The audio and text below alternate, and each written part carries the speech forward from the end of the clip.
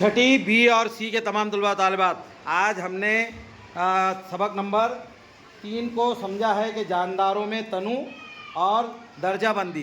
सबसे पहला मेरा सवाल है कि नबातात के कितने हिस्से होते हैं? 2 हिस्से होते हैं। Very good. कौन कौन से? एक तुम बोलो जी अकेले। जड़ और तना। ठीक है, जड़ कहाँ होती है? और तना? अच्छा, पत्ते कितने किस्म के होते हैं?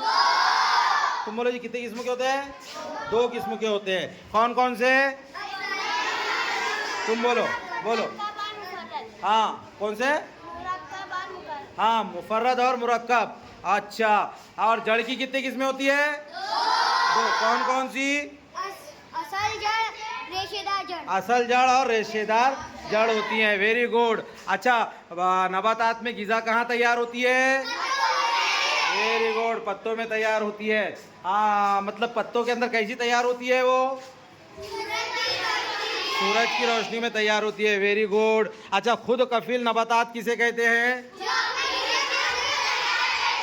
तुम बोलो जी। जो अपनी चीज खुद तैयार करते हैं। अपनी ग़िज़ा, हाँ चीज़ नहीं, क्या बोलेंगे? अपनी ग़िज़ा खुद तैयार। हाँ, और गैर कफील नबातात किसे कहेंगे? हाँ, जो अपनी ग़िज़ा खुद तैयार नहीं करते बल्कि दूसरी नबातात से हासिल करते हैं, उन्हें गैर कफील नबातात कहेंगे। वेरी